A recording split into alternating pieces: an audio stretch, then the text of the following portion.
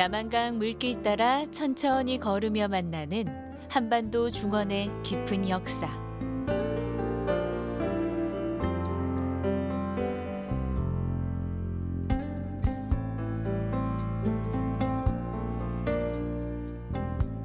충주의 중원 문화길을 걸어봅니다. 남한강이 감싸고 있는 충북 충주시. 그냥 보기만 해도 그냥 시야가 탁 트이네. 호숫길을 따라 걷고 있으니까 도시에서 느꼈던 갑갑한 마음이 금세 활짝 열리는 것 같은데요. 오늘은 남한강 길을 따라 문화, 역사, 힐링이 있는 길을 저와 함께 걸어보실래요? 오늘은 또 어떤 이야기가 있을래나? 남한강 물길 여행의 시작은 바로 중앙탑 사적공원입니다.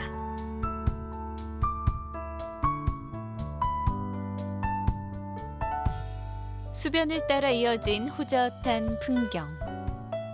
힐링 명소로 떠오르는 곳이라는데 그 이유를 알겠습니다.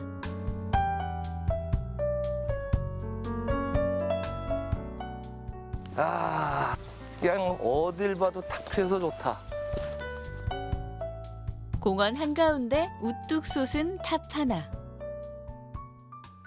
이야, 가까이 올라올수록 정말 중앙탑이 웅장하네.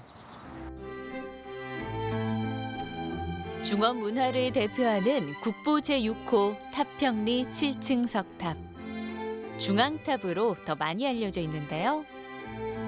높이 14.5m로 통일 신라 시대에 세워진 석탑 중 가장 규모가 크다네요.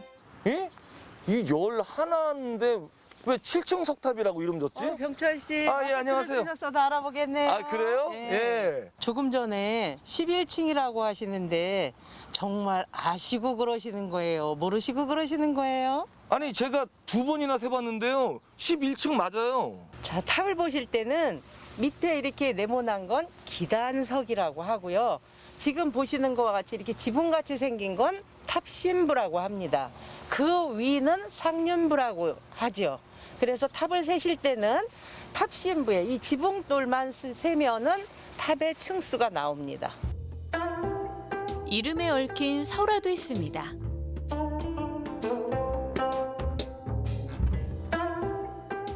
이름이 우리는 보통 중앙탑이라고 부르잖아요. 네. 근데 왜 중앙탑이에요? 누가 뭐 이렇게 측량을 했어요? 어디에? 보폭이 똑같은 건각자들이 있었습니다. 그분들을 통일신라 시대 때 북쪽이 원산만이 끝이었습니다. 그래서 북쪽과 남쪽에 똑같은 건각자를 똑같은 시간에 띄웠더니 계속 만나는 곳이 이곳이었답니다. 그래서 이것이 국토의 중앙이다 해서 중앙탑을 세우게 됐죠. 중앙을 표시하기 위해서. 남한강과 함께 한반도의 중심을 지켜온 탑평리 7층 석탑. 중앙탑은요, 기가 굉장히 센 곳이라고 합니다. 풍수적으로 자리가 굉장히 좋대요. 그래서 이곳에 사람들이 오시면 탑을 3바퀴 정도 도세요. 네. 간절하게 소원을 빌면서 도시면 소원이 이루어진답니다. 정말요? 네. 그러면 저하고 지금 3바퀴 돌시죠, 같이. 그러죠, 뭐. 네.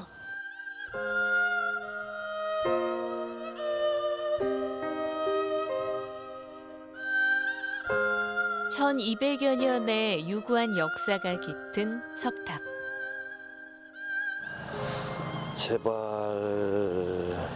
이제 3바퀴 다 도셨는데요.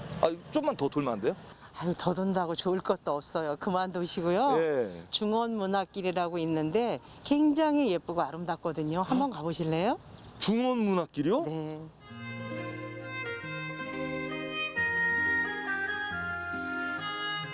중원문화길 2구간에 있는 충주 고구려비 전시관입니다.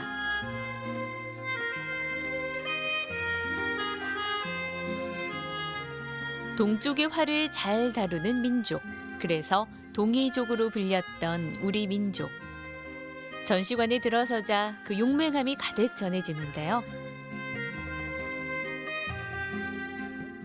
특히 고구려의 기상이 깃든 중요한 비석이 있습니다.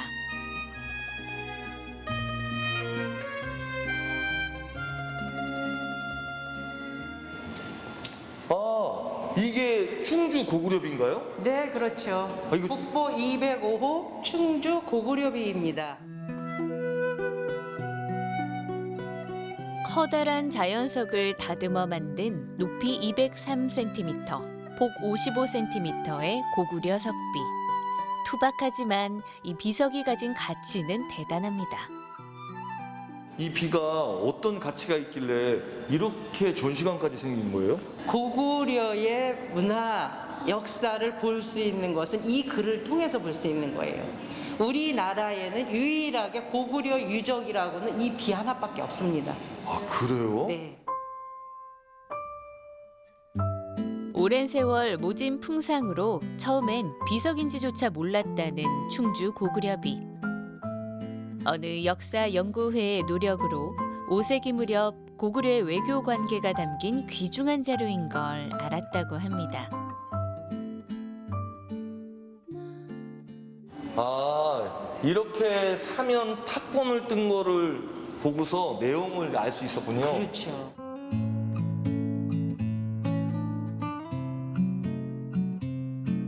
이번엔 야트막한 산자락을 오릅니다.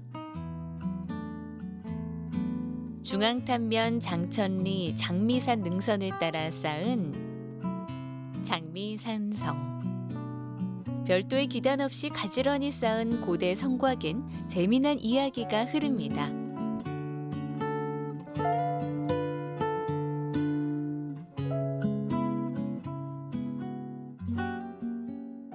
장미산성에는 내려오는 유래가 있습니다. 네. 두 형제가 성 쌓기 대회를 했대요. 네. 그런데 여기 장미산성은 장미가 쌓고 또 여기서 보이지 않는 보련산성은 보련이가 쌓고 이래서 이곳을 장미가 쌓았다 해서 장미산성이라고 합니다.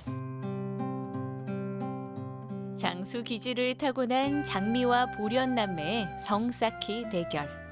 마치 중원 땅을 차지하기 위해 각축전을 벌였던 고구려, 백제, 신라를 떠올리게 하네요.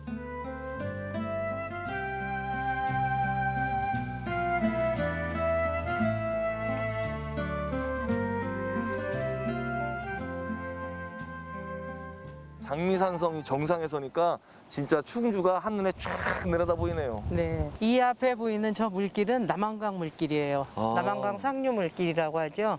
그리고 이쪽으로 보이시는 곳은 제천 가는 곳이고 아. 이 물길 끝에 저쪽으로 보이는 곳은 원주예요.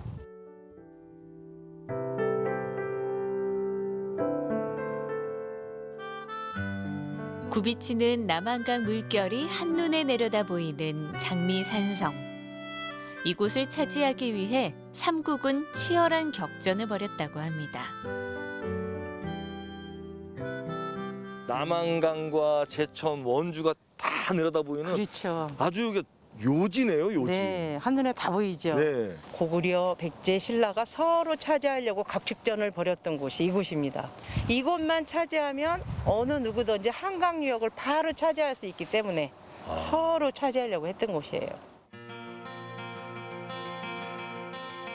영토 확장을 위한 전략적 요충지 장미산성. 수은 교통의 중심지도 이 길에 있습니다.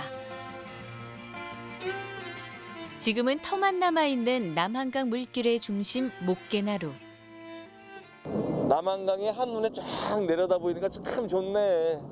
안녕하세요. 아, 예. 남한강 참 좋죠? 네. 여기 어디에 나루터가 있다고 그래서 제가 왔는데 도대체 나루터 자리는 제가 못 찾겠네요. 지금 이 앞에 보이는 곳이 다 나루터였어요. 아, 그래요? 네, 영월 단양 쪽에서 내려오는 배들하고 인천 서울에서 올라오는 배들이 다 이 앞에서 만났죠.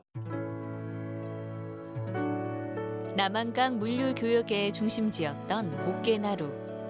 1930년대 서울과 충주 사이에 충북선이 놓이면서 쇠퇴의 길을 걷기 시작했다고 합니다.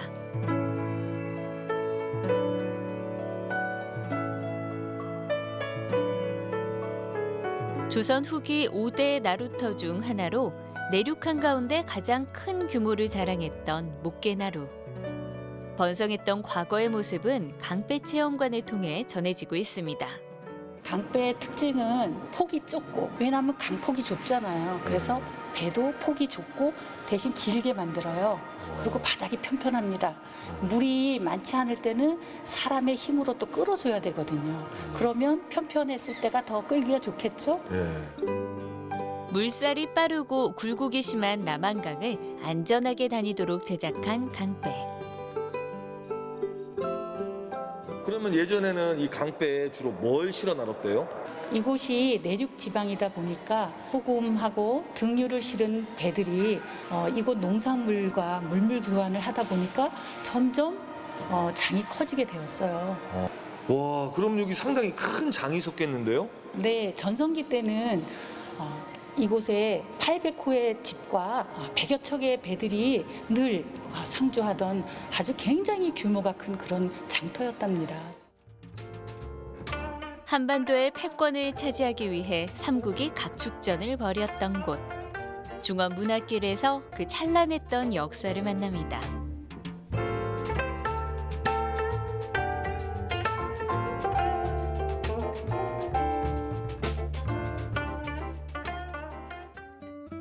남한강과 달천이 합류하는 비옥한 평원. 이곳에 좋은 물로 빚은 충주의 명주가 있습니다.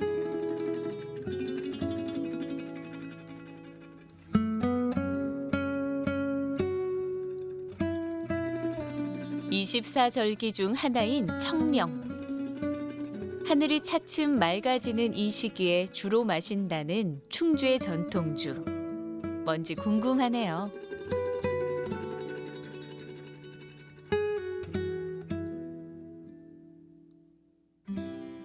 아니, 이 시기에 마시면 참 좋은 술이 있다고 해서 왔는데 그게 네네. 이건가요? 네, 이게 청명주거든요. 청명주요? 네네. 충북 무형문화재 2호로 지정된 청명주. 조선시대 궁중 진상주이자 사대부가 귀한 손님을 맞을 때 내놓던 술이었다는데요. 청명주 중 탁주 만드는 걸 살짝 구경해봤습니다.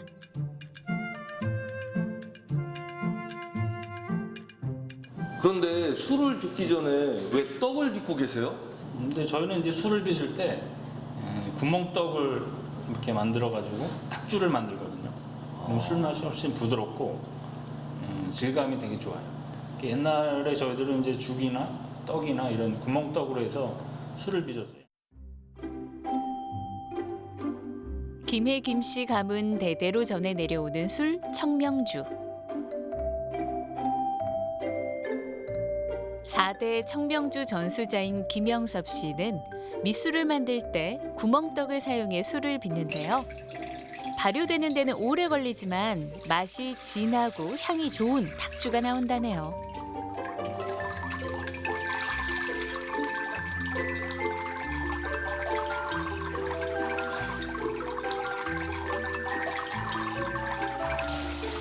긴 기다림 끝에 드디어 만나게 된 충주의 명주. 저희 탁주는 일반 탁주하고는 다르게 한 100일 정도 걸려요. 아, 전통 탁주라서 그런지 상당히 오랜 기간을 숙성시킨 다음에 나오네요. 네. 그럼 어떻게 해서 처음에 이렇게 전통주를 만들게 되신 거예요? 이 술은 이제 저희 집안에서 대대로 이제 물려오는 술, 내려오는 술이고, 제가 어렸을 때부터 이제 부모님이 하시는 걸 자연스럽게 보고 자랐거든요. 또 제가 식품을 전공하고 그래가지고 저희 이제 4대째를 제가 또 물려받아야 되는 책임감도 있고 그래가지고 어떻게 자연스럽게 하다 보니까 이렇게 지금까지 술을 빚고 있네요. 4월 5일 청명절에 마시는 봄술 청명주.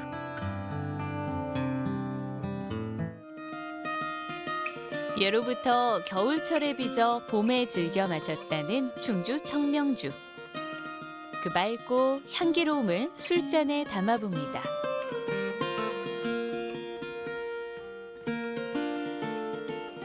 오늘 중원문화길을 걸으면서 충주의 중원문화 그리고 또 역사도 알게 되고 마지막으로 맛있는 전통주로 마무리하니까 오늘 충주의 문화를 제대로 느끼고 가는 것 같습니다.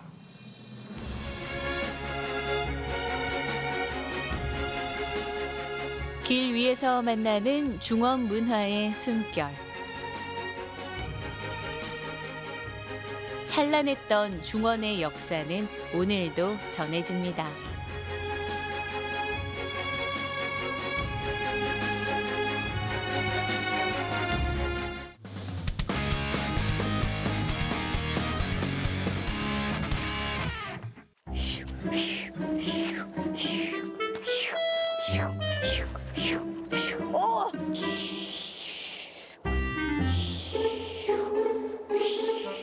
모르시오. 지금 파도를 즐기고 있어. 서핑.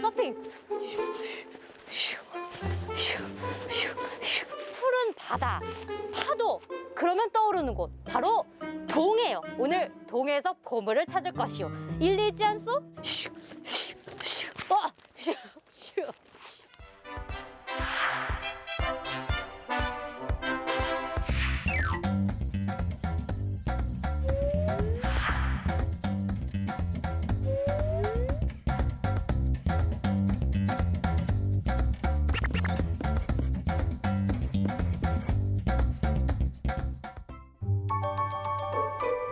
강원도 길 위에 보물을 찾아 떠나는 일리 여행.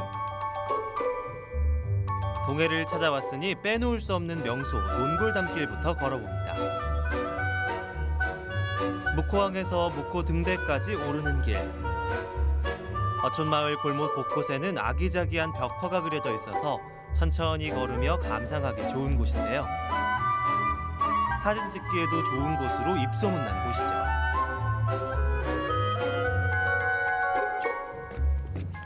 자, 출발합니다.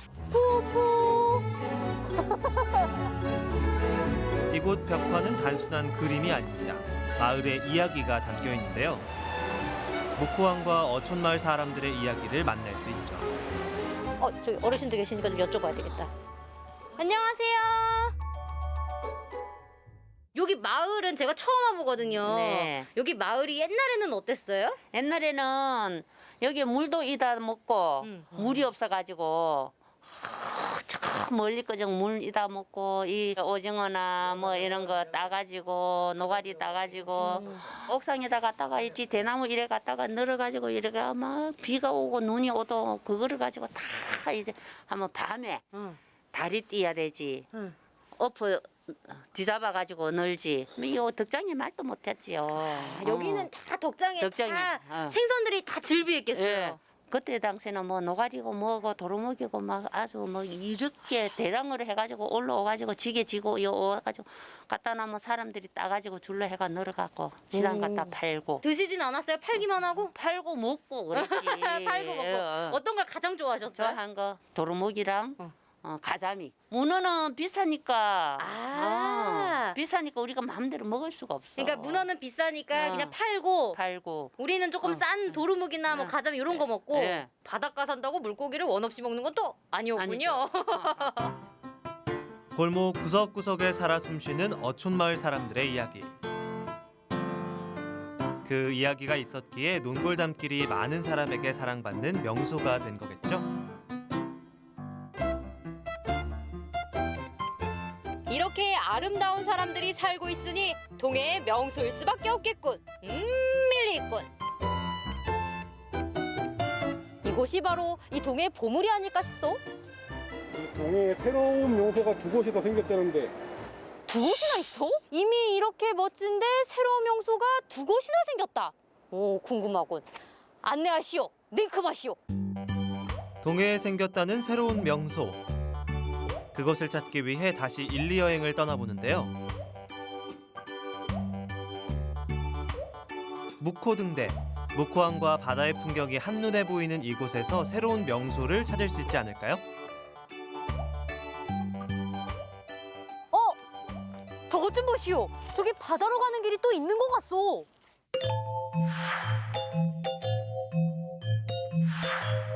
그러고 보니 저기 골짜기에 뭔가 보이죠?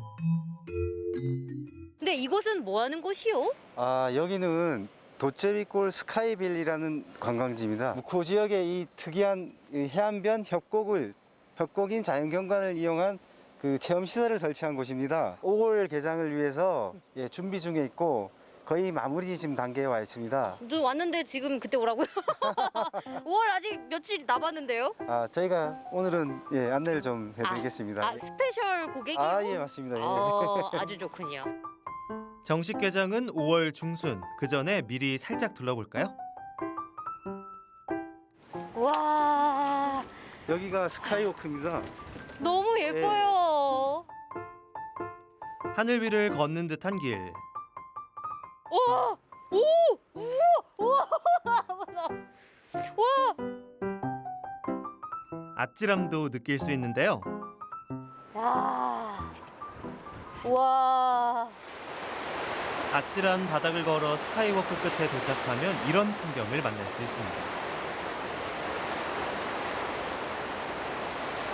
수평선까지 아름다운 동해의 풍경이죠. 푸른 하늘과 푸른 바다의 만남. 일리 있군. 이 풍경은 체험과 함께 즐길 수도 있다는데요. 안녕하시오. 오. 하늘을 자전거로 타고 있어. 하늘에 자전거요? 그 말대로 정말 하늘 위를 자전거로 달리는 사람들. 여유로워 보이기까지 합니다. 아니, 자전거란 모름지기 하늘이 아니라 땅에서 타는 거 아니요? 아예 땅이 다른데 이거는 우리가 하늘 자전거라고 이 동해시에서 새롭게 추진하는 하늘 자전거입니다. 튼튼한 와이어에 연결된 자전거. 우리가 아는 그 자전거와 똑같지만 땅이 아니라 하늘을 달려야 합니다. 튼튼한 두 발로 앞으로 나가시면 됩니다. 출발. 그냥 가요? 다시 한번 출발. 잠깐, 내 앞이 이렇게 뻥 뚫려 있다고. 잠깐만. 두 번이나 출발 신호를 들었지만 마음과 달리 굳어버린 몸. 눈 감고 가도 돼요? 네. 자꾸 왜 눈물이 나지? 감동적일 것 같아. 벌써 감동은 다 채운 것 같어. 장비를 정지합니다. 정지하겠습니다. 고싱! 조금씩 페달을 밟기 시작하고 하늘 위로 자전거가 달리기 시작합니다.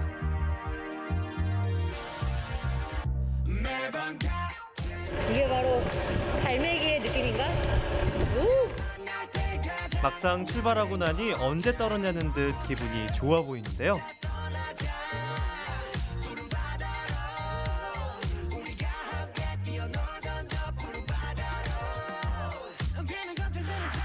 바다를 옆에 두고 하늘을 달리는 경험.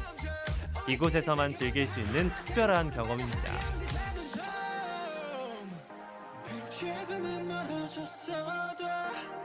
멀게만 보이던 도착지가 보입니다.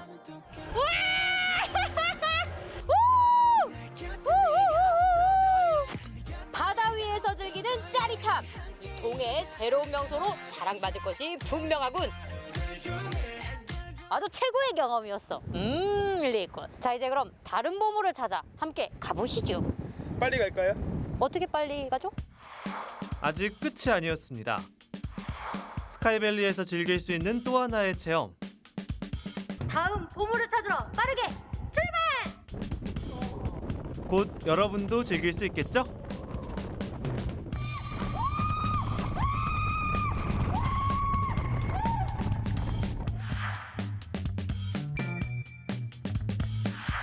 그렇게 빠르게 이동한 다음 명소, 이번엔 산입니다.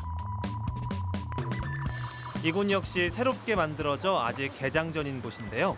문화해설사와 함께 미리 둘러보기로 했습니다. 동해시 두타산 자락 무릉계곡. 이곳에 새로운 명소가 생겼다니 어떤 곳인지 궁금하죠? 이런 계곡이 숨어 있는 줄을 모르는 거예요. 그래서 1.82km를 데크로 깔아서 누구나 쉽게 올 수 있게, 그리고 누구나 쉽게 여기 와서 편안하게 마음의 휴식을, 마음의 짐을 내려놓고 갈 수 있게 이렇게 꾸며 놓았어요. 그래서 이름도 너무 예쁜 무릉 달빛 호암소길이에요. 그래서 무릉 달빛 호암솟길.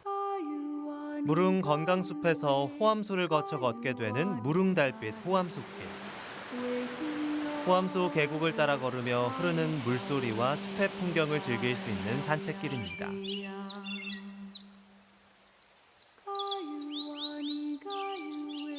달빛이 내리면 이 길이 더욱 아름다워진다고 해서 달빛 산책로라는 별명이 붙었지만 낮의 햇빛도 참 아름답습니다. 호암소길에선 나무와 돌에게 우리가 잠시 길을 양보해야겠네요. 어느새 잊고 있는 강원도 길 위의 보물찾기. 하지만 이곳에서도 일리 있는 보물을 찾을 수 있습니다. 우와, 저 멋있죠? 네, 물 색깔이 엄청 예쁘네. 오! 여기는 호암소라는 곳인데 여기 전설이 있어요. 어떤 전설이? 이 산책로가 더 특별했던 이유, 바로 이곳 호암소 때문인데요. 재미있는 전설도 전해옵니다. 사마사에 굉장히 법력이 높으신 스님이 살고 계셨는데 그 스님 밑에는 아주 젊고 불십이 강한 상자승이 계셨어요. 그런데 문제는 이 상자승이 정말 아리따운 여인을 보고 상자승이 아파서 몸져 누운 거예요. 그 후 스님과 제자는 마을에 내려가 여인의 집에 들렀다는데요. 다시 절에 돌아오는 길 호랑이를 만났고 여인에 대한 잡념을 버리고 나서야 10m가 넘는 폭의 호암소를 훌쩍 뛰어넘어 위기에서 벗어났다고 합니다. 그때부터 이곳은 잡념을 버리고 마음을 편히 하는 곳으로 불리게 된 거죠. 이곳이 그래서 마음을 내려놓고 마음을 비우고 편안하게 돌아가실 수 있는 그런 곳이 바로 이 무릉 달빛 호암소길이랍니다. 저희 PD님은 번뇌를 소주로 있어. 소주는 먹고 나면 다시 제정신이 왔을 때 더 크게 온답니다, 번뇌가. 속쓰림도 함께 오. 그렇죠. 무릉 계곡을 즐길 새로운 길이 열렸으니 세명소로 다시 태어나겠군.